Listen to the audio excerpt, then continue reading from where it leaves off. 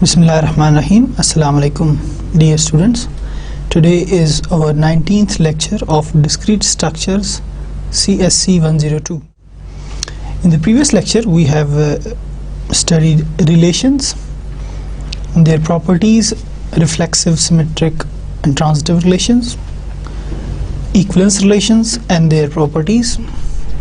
We have also studied the properties of congruous modulo 3 and modulo n, and we have divided the set Z of integers into equivalence classes. We have also studied transitive closure of relations, combining relations and partial order relations. A partial order relation is basically the reflexive, antisymmetric and transitive relation. And at the end we have ended at Hesse diagrams. Today we are going to start functions. Functions basically are the foundation of you can say any type of mathematics, for example calculus, linear algebra, ODEs, and this is basically a basic concepts of mathematics. It comes in basic concepts of mathematics. Basically functions are special kind of relations. We'll discuss it later, what kind of relations could be functions. We shall study also the definition of function, and we shall try to understand what is a function with the help of examples. Then we shall go to one-to-one function, one-to function, and then if we have time today we'll study also the bijective and inverse functions. If not, we'll study some of these topics in the next lecture. So I repeat here some of the concepts of relations just to remind you what is the relation. By definition, as you know, any relation between two sets, basically it is the subset of the Cartesian product of two sets A cross B. As you can see in the previous lectures, if we have two sets A and B, a binary relation R from A to B is basically the subset of A cross B. In other words, a binary relation we have R, basically we denote it as ARB if such that AB belongs to R, and if AB doesn't belongs to R, we denote it like this, AR, and we draw a bar under the R, or we can denote it as AR and cross it B. So we have studied some one-to-one relations, many-to-many, one-to-many and many-to-one relations. I repeat here some of them. As you know, if we have a set A and a set B, we take the Cartesian product here of A cross B. You know how we take the Cartesian product of two sets. Now we define a relation between from A to B. If we take the first element of A, 1, we add, rule is basically what is the relation, that is we add 4 to the elements of A. So 1 plus 4 is 5, 2 plus 4 is 6, 3 plus 4 is 7, 4 plus 8, 4 plus 4 8, and 5 plus 4 9. So this is basically the relation, and the first elements of the ordered pairs of any relation is basically called the domain of that relation, and we denote it by DOM of R. R is basically the relation. The first elements basically 1, 2, 3, 4, 5. This comes in the domain of that relation, and the range is basically the second element, all the second elements in the ordered pairs of the relation. This is called the range of that relation, or we can if the range is equal to the whole set B, basically the set B is called also the codomain. We shall study also it in when we shall study the functions.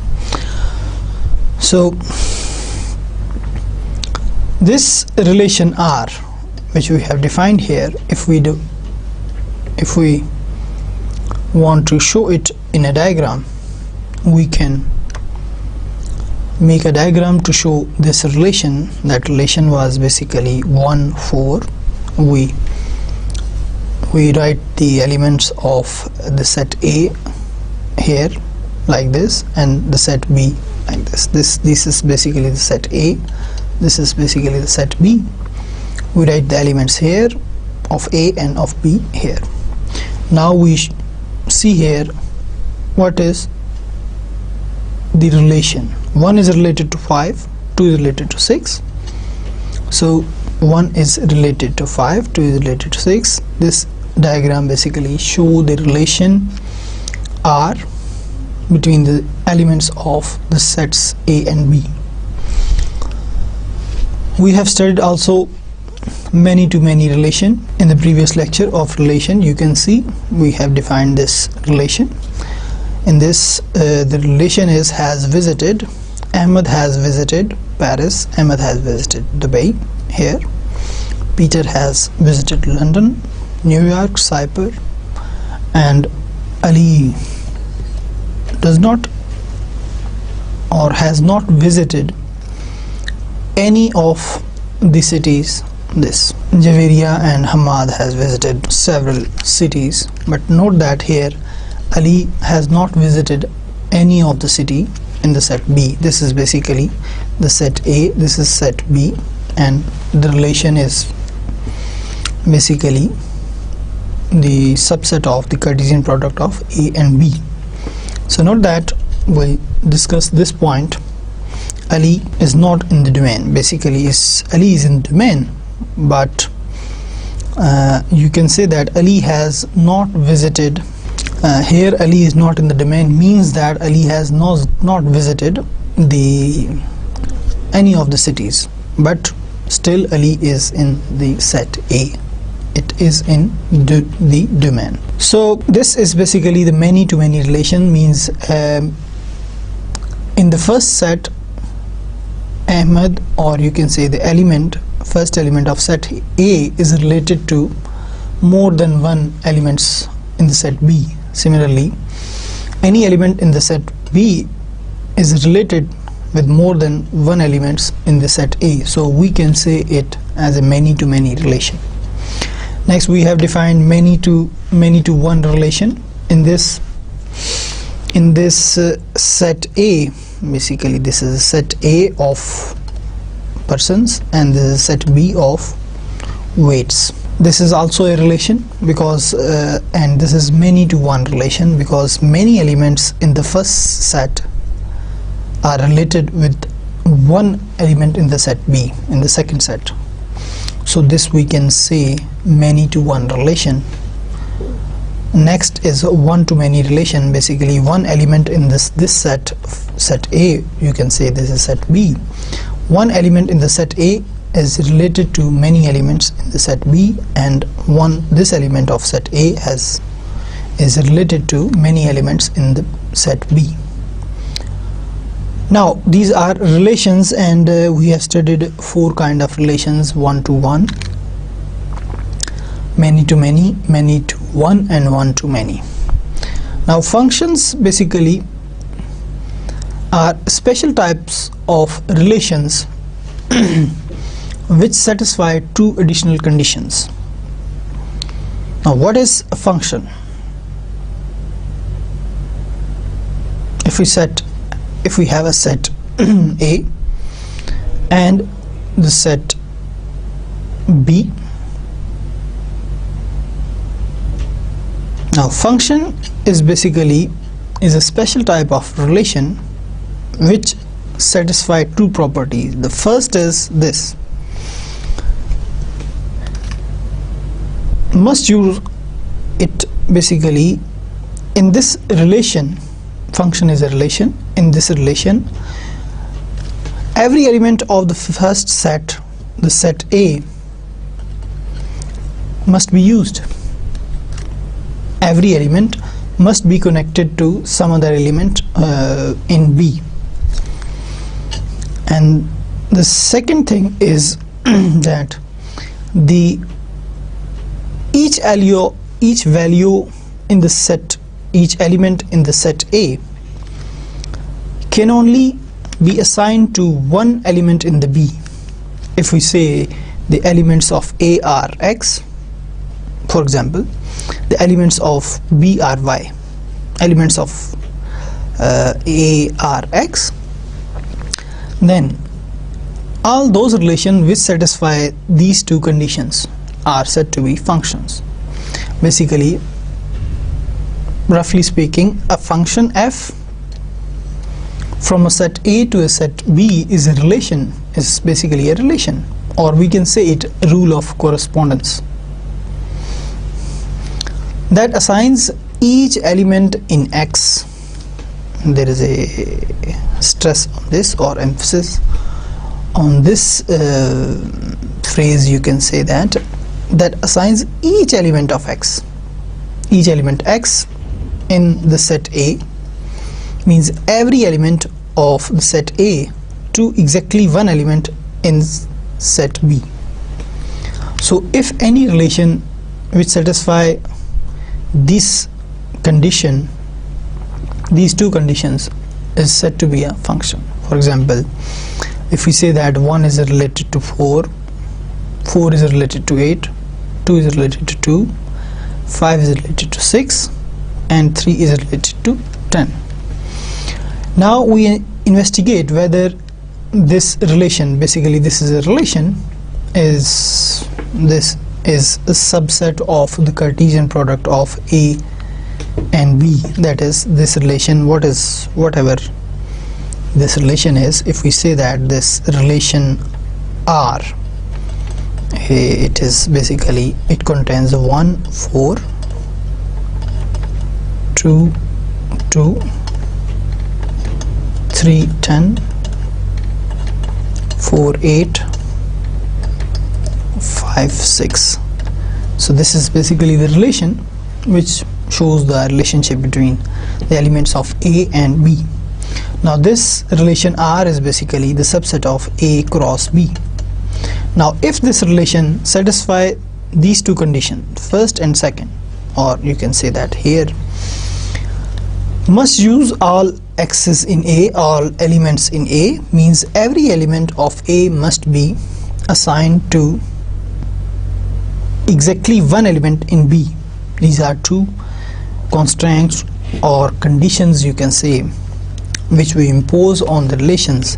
Then any relation which satisfy these two conditions become a function. That is, all x's are assigned. We check these condition. The second, no x, basically no x has more than one y assigned. How can we check that these two conditions are not satisfied or violated? As in the previous example, or in the relation, we had verified here that in many-to-many relation, Ali is not assigned to any city in the set B. So this is basically an extra element, you can say that, or this element is not assigned to any element in the set B. So this relation doesn't satisfy the first condition of a function. Now the second condition of a function is basically this, that is, every element in the set A must be assigned to exactly one element in the B, in the set B. Now here this element of set A is assigned to two elements of the set B. So this doesn't satisfy the second condition of the function. in which we say that every element of A must be assigned to a single or exactly one element in the set B. So here this relation violates the second condition of the function, and the previous relation here, this relation violates the first condition as well as the second, because here you can say that you can see that Ahmed has visited two places means one element of the function is assigned to two elements or more than one elements of the set B. So this is basically, this relation doesn't satisfy the two conditions which we impose for a relation to be a function. So once again I repeat, a function from a set A to a set B is basically a relation, and usually a relation is denoted by R, and this is basically a special type of relation. We denote it by F. So here we shall denote it by F, not R. So a function is a relation which satisfy two additional conditions. The first is this: each element of A must be assigned to some element in the set B. There must not be any extra element, you can say that, which is not assigned to any other element in B. The second condition is that every or each element of A must be or can only be assigned to exactly one element in B. So these are two conditions of the function. Now we see the formal definition of a function and some notations, some of its notations. A function f from a set x to a set y, we usually denote it by this: f from x to y, and read as f from x to y. This is basically a relation from, this is a relation from x, the domain. We usually say the first set of any relation is the domain, to y, which is called the codomain. Here in the previous example, this set is basically the domain set, you can say this, and the second set is basically called the codomain. Now the codomain that satisfies two properties. This is basic function is a special type of relation which satisfy two properties. The first is every element in X is related to some element in Y. Means that there is no element in the first set which is not related to some element in the set B. The second is no element in X is related to more than one element in Y. This is the same thing we have discussed in the previous slide. So if we are given any element X in X, there is a unique element in Y, means only one element in Y that is related to X under the relation F.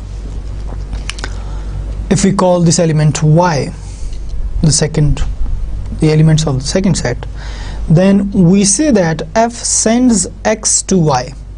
F is basically a rule, a relation which we define between the two sets X and Y. Then we say that F sends X to Y, or we say that F maps X to Y, and we write it as X and sign of arrow, Y, and we write sometimes F here, or we usually denote it like this. The unique element to which F sends X is denoted by basically is when we say that X is as F sends X to Y, we denote it Y as F of X. So we can denote it by F of X or Y is equal to F of X. Usually you see you see functions like this, and is called F of X, or the output of F for the input x, or the value of f at x, or the image of x under f, because this is basically, if we have x here, f basically sends 1 to the elements here in B, so we can write it as f of 1, which is basically 4 to 4. We can write f of 1 means f sends 1 to 4, or f of 1 is equal to 4. We can write it as also, or we say that this is basically the image of 1. 4 is the image of 1, here 2 is the image of 2, 10 is the image of 3, and these elements we can say them pre-image. This is basically 3 is the pre-image of 10, and 10 is the image of 3. So the set of all values of f taken together is called the range of f, or the image of x under f. Symbolically we can write it as range of f, image of x under f, or this range of any function is basically only those elements here.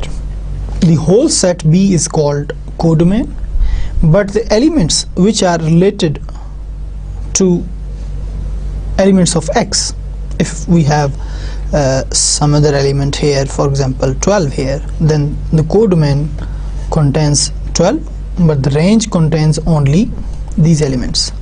So the range is basically only that set, the range of f, range of or image of x under f contains only those elements of the set y which are related to x under f for some x in x. We'll study it with the help of examples also. For example, here if we have this x set and this y set, now the codomain basically here, codomain is the set y, but range is range of f basically contains only 3 elements, this one and this one, because only these 3 elements are related to elements of x. So range is basically y1, y3 and y4. This is the range. Now functions can be expressed as the arrow diagrams, as we have expressed the relations by using arrow diagrams. The same thing, using the same concept, we can use functions, we can express functions as arrow diagrams. So this arrow diagram does define a function, because now this is a function or not, we must check 2 additional properties. Every element of x has an arrow coming out of it. Means how to check whether this arrow diagram is a function or not, we have to check 2 properties, the same properties which we impose in the definition of function. There is an arrow coming out of every element in the x. So this is the first property, means every element of x has been utilized or related to some element of y. Now no, the second condition is no element of x has 2 arrows coming out of it that point to 2 different elements of y. Means we have from each element there is only 1 arrow coming out. If there would be some here, x is related to y3 and x is related to y1 also, then this is not a function, because there is an element x1 in x which is related to 2 different elements in y. This violates the second condition of the function here. means the 2. No element in x is related to more than one element in y. But if we have this case, x1 is related to this one also, then x1 is related to y1, x1 is related to y3, means x is related to two different values of y, then this is not a function. So this is how we can express functions by using arrow diagrams.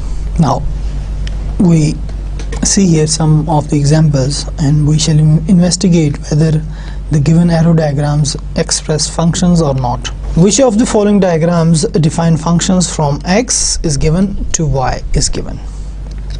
Now the first we check, this is a relation. Obviously this is a relation, but now we have to check whether it is a function or not. So we have to check two properties. The first is each element of the set x must be utilized, means there must be an arrow coming out of each element of x. So arrow coming out of A, arrow doesn't coming out of B.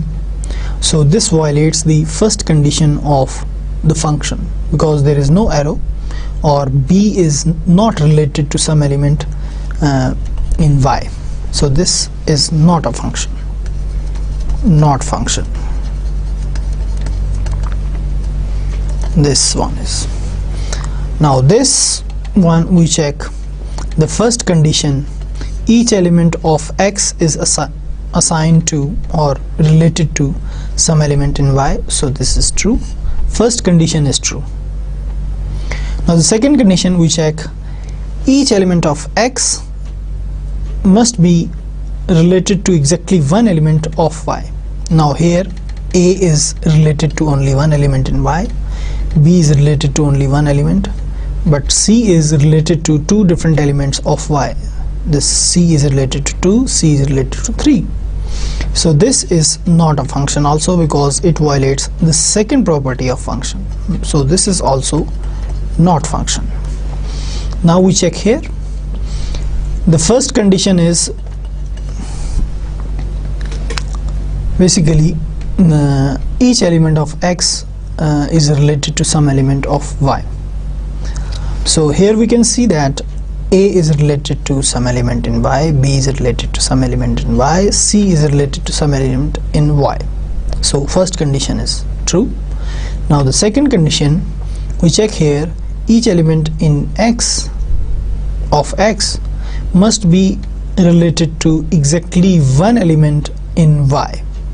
A is related to only one element, B is related to only one element, C is related to only one element. So this is a function, because this is a relation which satisfies the two additional condition which we impose that relation to be function. So this diagram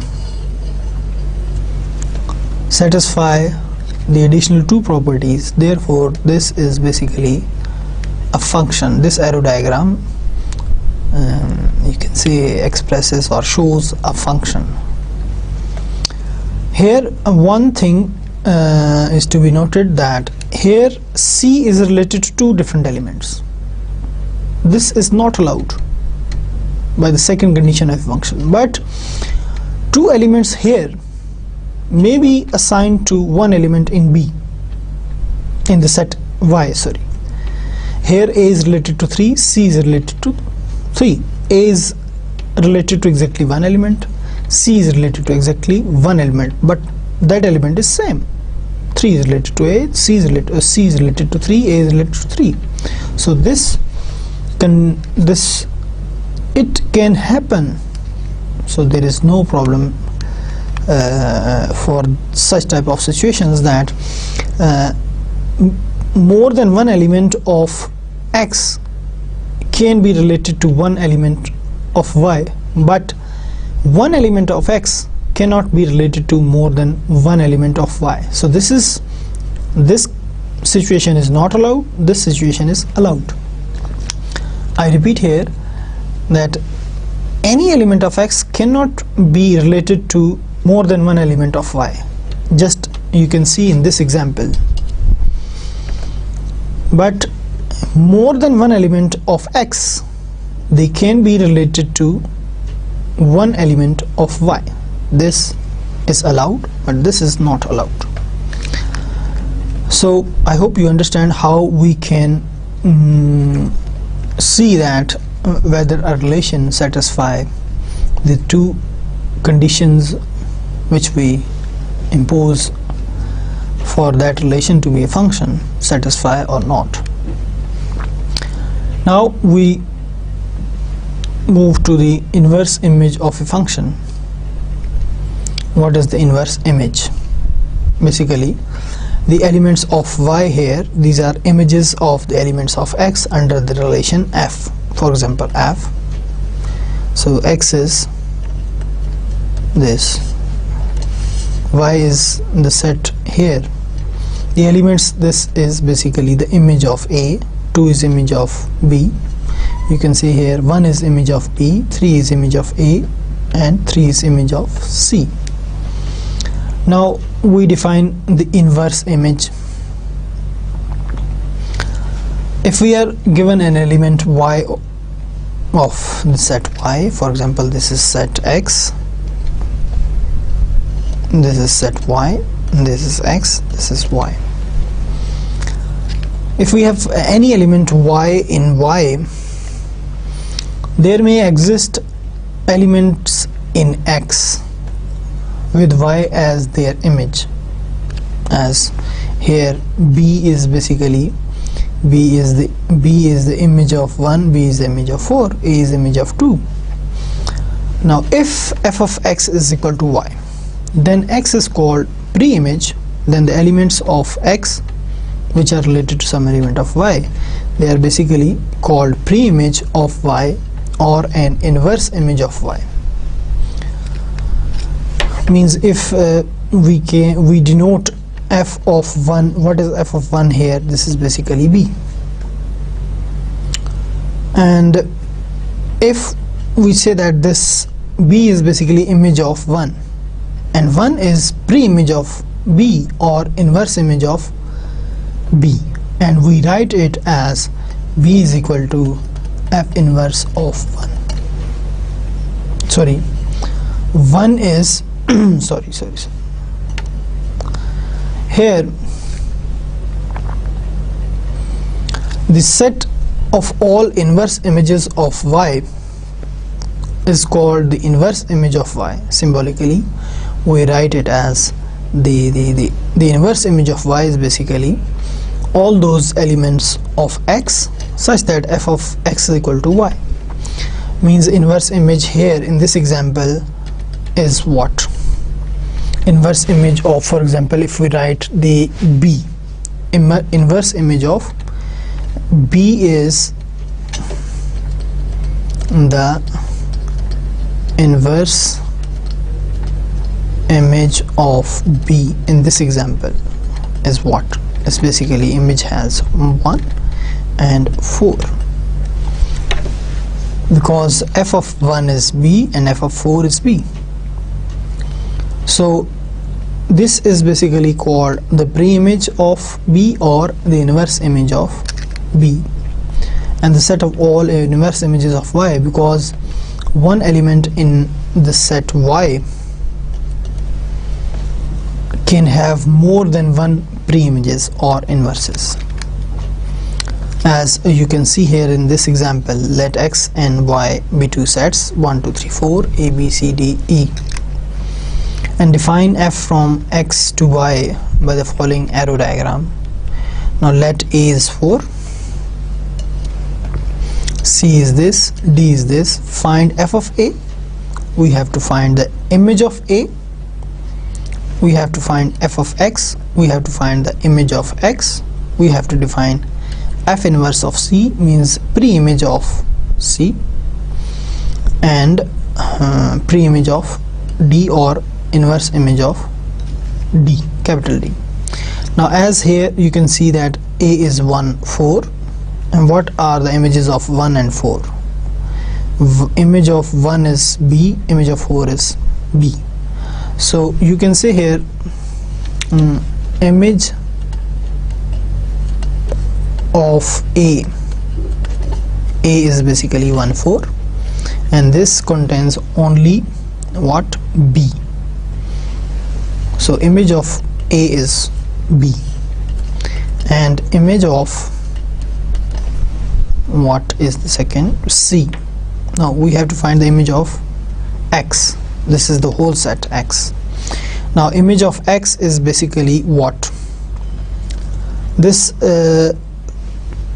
all those elements in Y which are related to some element in X basically is called the image. So this element is related to element in X, this element is related to some element in X, this element is not related, this element is related, this element is not related.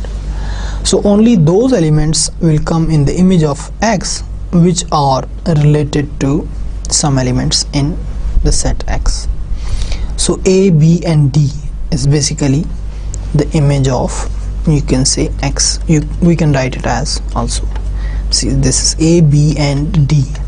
So this is the set of the image set of X.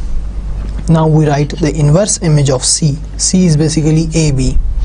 Now we have to the inverse image of, we can write it as inverse image of D, or we can write it as F is basically the inverse, F inverse of D is D, no, C, the inverse image of C. After that we shall write also the inverse image of D. Now we have to write the inverse F inverse C means inverse image of C. The inverse image of C inverse F inverse C. Now C contains what elements? Basically C contains AB. Now we see here in the arrow diagram what is the inverse image of A. This is 2, and what is inverse image of B? This is 1 and 4. So the inverse image of C is basically 1, 2 and 4. Similarly, we can write the inverse image of D. D is what? CE. F inverse of D, this is what? D is basically CE, but C and E are not related to any element of X, means they are not images of any element of X, therefore they don't have pre-image or they don't have inverse image.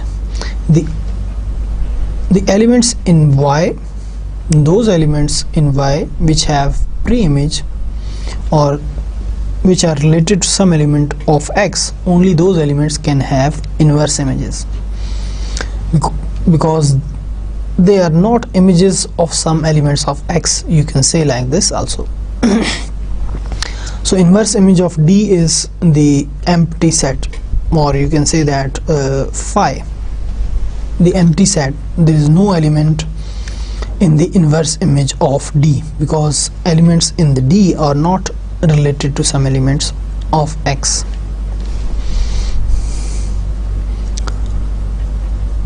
We take another example, how to find the images, inverse images, range, or whatever the basic calculation which are involved in the functions. Let x is equal to abc, y is equal to 1 2 3 4. We have two sets and function is defined here by the arrow diagram. Define a function from x to y by the arrow diagram in this figure which is given here. So we have to write the domain and codomain of the function. Now what is the domain of this function? We can write it as we can write it easily. Domain is this function f is basically abc, or you can say this is x, and the codomain is codomain of f is the second set which is y, the complete set. And if we want to write the range of this function, then the range of this function is basically, it contains only those elements of y which are related to some element in x. So these are 2 and 4. The range of f is 2, 4, because 2 is related, 4 is related to some element in x. 1 and 3, they are not related to some other element in x. So therefore they don't come in the range of this function. So find f of a, f of b, and f of c. What is f of a? You can write it easily by looking at the arrow diagram. F of a is 2, f of b is 4, f of b is 4, and f of c is again 2. This is f of c is again 2. f of c is again 2. Now what is the range of the function? The c part of this exercise or example, range we have already written. Now now the d part is c an inverse image of 2? Is b an inverse image of 3? No. Now here we have 2, c is related to 2, 2 is the image of c, and inverse image of 2 is c. We can see here c is related to 2 here, so inverse image of 2 is, yes, this is true. Now is b is the inverse image of 3? The b is the inverse image of 4, not 3, so this is basically false. Find the inverse image of 2, 4 and 1. The inverse image of 2 is basically the inverse image of 2. First we define the inverse image of 2, basically f inverse of you can write 2. F inverse of 2 is basically is a set which contains the inverse images of 2. 2 is the inverse image of 2 is a, inverse image of 2 is c, so this contains two elements a and c. Now inverse image of 4 is b, f inverse of 4 is what? B. This is a you can say singleton set. Inverse image of 1, inverse image of 1 is nothing, because inverse image of 1 is you can say phi or empty set. Now last part is represent f as a set of ordered pairs. So next we shall, then f can be represented as a set of ordered pairs. How we can represent it? F is basically it is a relation basically which satisfy two additional properties. Now in f a is related to 2, so there must be an ordered pair a 2. B is related to 4, so b will come here with 4, b 4. Again c is related to 2, so here we can write here c is related to 2. So these are only ordered pairs which will come in the set of ordered pairs of this function, because no other element is related to some element in x. So this is basically the relation which is also a function, but remember that this is the subset of Cartesian product of x and y. So this is basically the we can write any function in the form of or in the set of ordered pairs. I hope you understand the basic calculations involved in functions. What is image, what is pre-image, or what is inverse, what is range, what is codomain, what is domain, and how we can represent a function or a relation. This is a relation which satisfies two additional properties. How we can represent function in the form of in this form of the set of ordered pairs. Now we move to some typical or classical examples of the functions. The identity function on a set. Given a set X, define a function Ix. Usually people denote it by I, or they write it Ix. The Ix is basically the domain set, or you can simply denote it by small letter. Some people define it by small I of x, like this, or many other notations are there for the identity function, but the most common which we use is this or this. Given a set X, define a function Ix from X to X. Identity function is always defined on a single set, basically from the set X to the same set X. And how we define it? Ix of X is equal to X. This is basically the capital X, and these are the small x. These are basically the elements of X.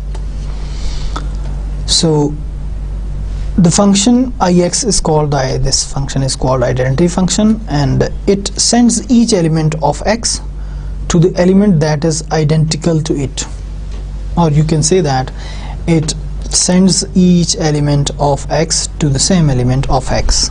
Means the identity function can be pictured as a machine that sends each piece of input directly to the output without changing it anyway. Means you can say if we have a function 1 2 3, and here we have 1 2 3, this is X, this is X, and we define an identity function I capital X, and we define a function Ix from X to X. Now what will be the arrow diagram of this identity function? If we apply Ix on 1, it will remain 1 2 2 3 3. So means the elements in the identity function doesn't change. Ix of 1 is 1, Ix of 1 is 1, Ix of 2 is 2, and Ix of 3 is 3. This function doesn't change the element remains same. So this is basically the identity function on a set.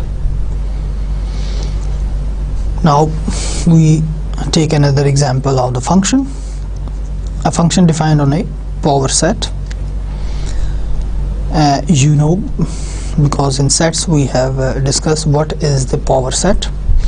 P of A denotes the set of all subsets of the set A, and we define the function f from power set of A. A is A, we take ABC. The set A is taken to be A, B, C. So the power set of this set A basically contains 2 power 3, which is 8 elements. As we have discussed, the number of elements in the power set is basically 2 power 3. 3 is the number of elements in this set A. So this is 8, so it contains 8 elements, 1 2 3 4 5 6 7 8. How we define a function on this set to the set Z power non-negative?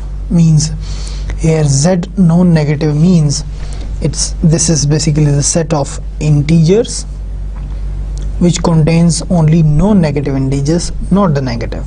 In non-negative integers we have 0 1 2 3 4 so on.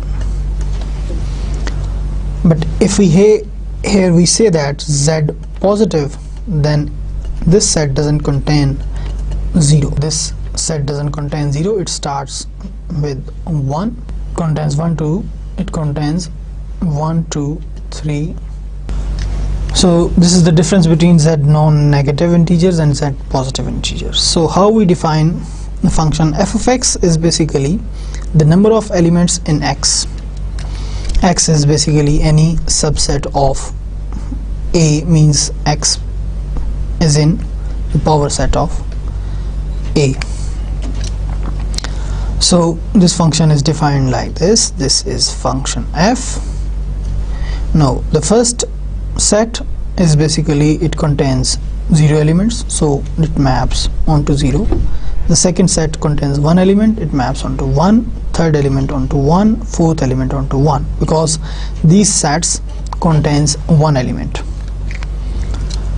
Here these three sets are basically mapped onto 2, because these three sets contain 2 elements, and at the end last element of this power set is mapped onto 3, because it contains 3 elements.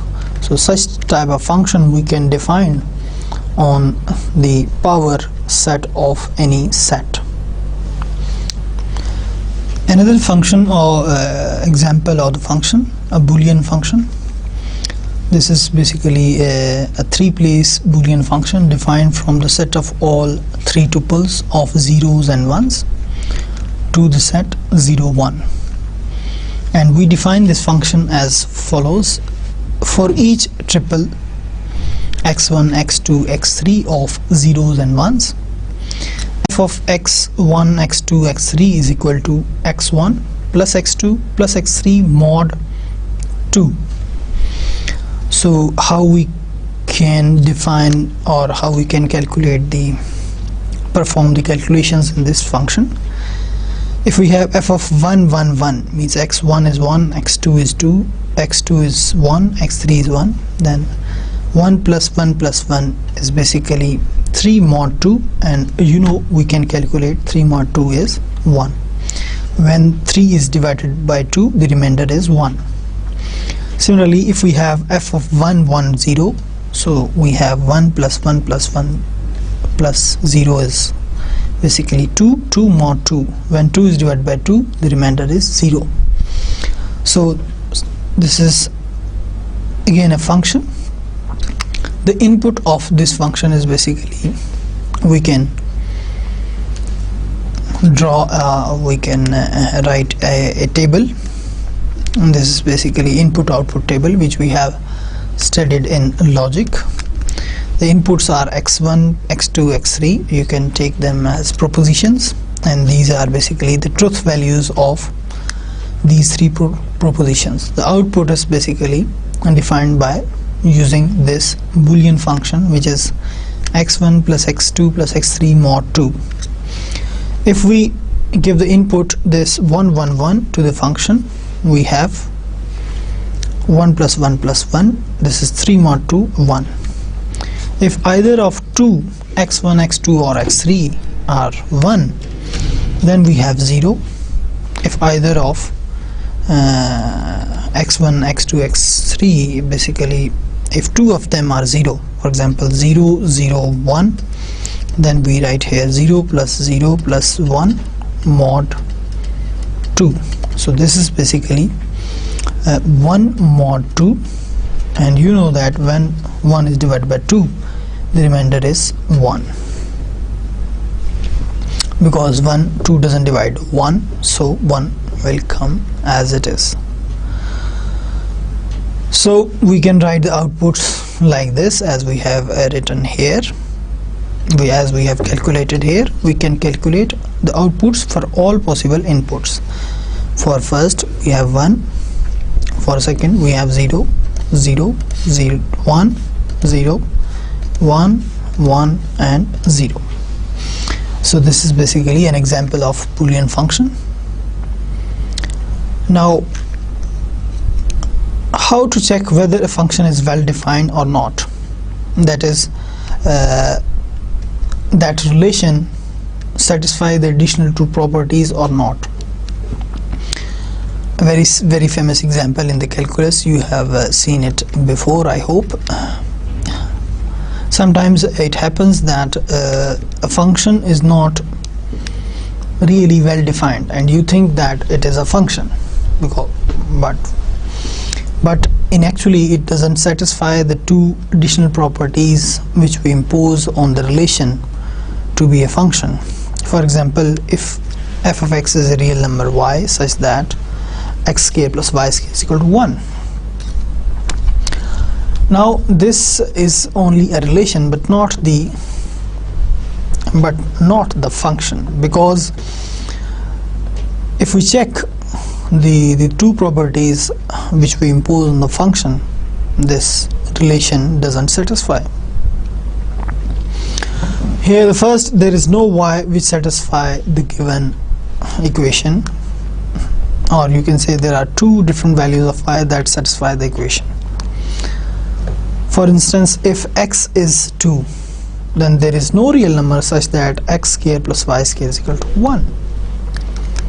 And when x is 0, both minus 1 and 1 satisfy the equation this. So for any one value of x, we have two values of y, which is not allowed, and this fact satisfy basically this situation doesn't satisfy the second condition of the function, because for one value of x we must have exactly one value of y, and here we have for one value of x 0 we have two different values of y which are minus 1 and 1. Therefore it doesn't satisfy the second condition of the function. Similarly, so this function is not well defined. Similarly, we take another example of a function that is basically I cannot say it a function because it is not well defined. It is not a function. It can only be a relation but not a function. How? If we have a set of rational numbers, we have discussed in the set theory, the set of integers, we define a function from q to z by f of m by n is equal to m, where the first element is basically the element of q, set of rational number, and the second element is of the set of z integers. For all integers m and n, with m is different from 0. Now we have to check whether this function is well defined or not, that is, this is a function or not. So we have to check the two conditions which we impose on the relation in the function. The first is that every element of the first set must be utilized, must be used. That is, every element of q here must be related to some element of z. The second condition is that each element of q must be assigned or related to exactly one element of the second set, which is z here. Now the first element, you can say that it is related to every element, any element of z, but here you can check that the second condition, that if we take two elements here which are equivalent, 1 by 2 is equal to 3 by 6, both are rational numbers. 1 by 2 we can write it as 3 by 6 because 3 1s are 3 2s are 6, so we again get 1 by 2. Now the image of 1 by 2 under this function, 1 by 2 will be 1, and image of 3 by 6 will be what? 3. Means that here 1 is not equal to 3, but here f of 1 is not equal to f of 3 by 6, but we have seen here that 1 by 2 is equal to 3 by 6. What does it mean? It means that one element of the first set is related to two different elements of the second set. So here the second condition of the function is being violated, so therefore this is not a well-defined function. It doesn't satisfy both properties of the function, so we can say that this is not a function. So this is how the functions are not well defined. There may be some error in the conditions in which you have defined on that function. So for a function, whenever you define a function, you must check the two conditions of the functions, that every element of X must be related to some element in the second set, and the second is each element of X must be assigned to exactly one element in Y. So here I think it's enough for today, and we stop it here. In the next lecture we shall continue some other properties and definitions related to functions, which are one-to-one function, on-to function, bijective function, which is also the one-to-one correspondence, and we shall discuss also inverse functions and some other concepts, basic concepts related to the functions. Until the next lecture, Allah Hafiz.